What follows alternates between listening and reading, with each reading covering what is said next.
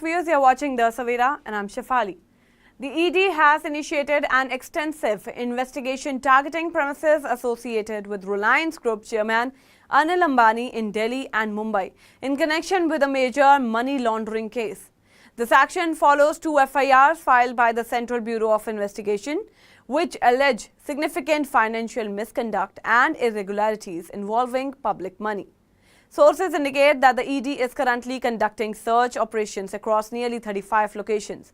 As part of the ongoing investigation, officials have raided and examined documents and financial records of over 50 firms reportedly linked to the case.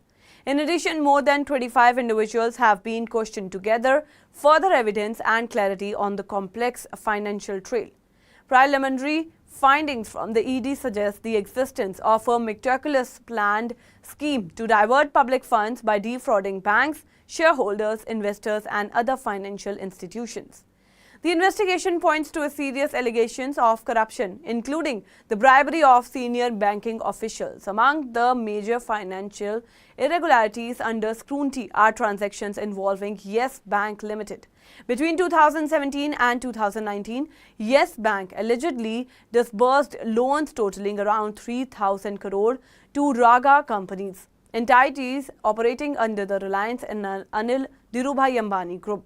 According to ED source, a quid pro quo arrangement have been existing wherein Yes Bank promoters received payments into privately held concerns shortly before approving these unsecured loans.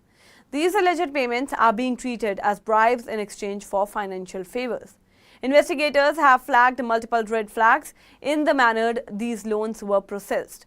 This includes the disbursal of loans to companies with questionable or weak financials, overlapping directorships and registration address across several borrowing entities, incomplete documentation in section files, and routing of funds to shell companies.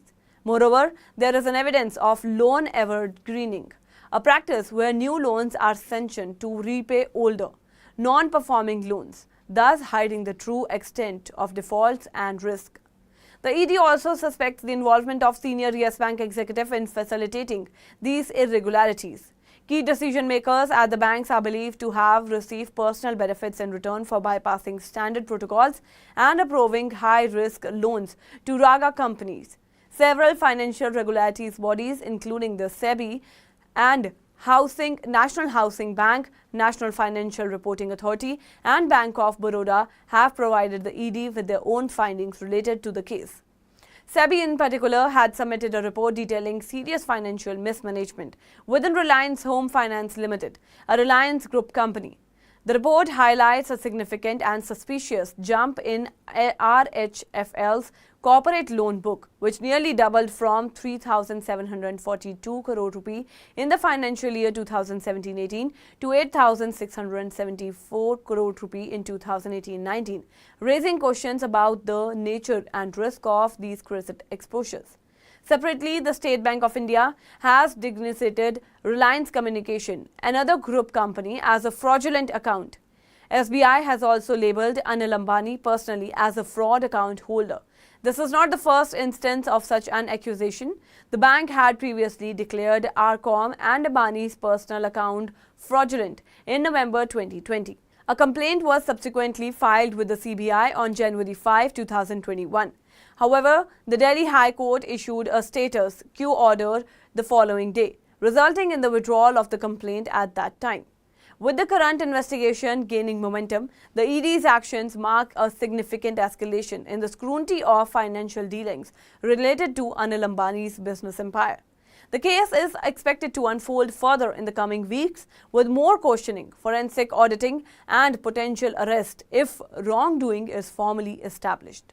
That's all for now in this update. Stay tuned to The Savera, download the app and follow us on various social media platforms.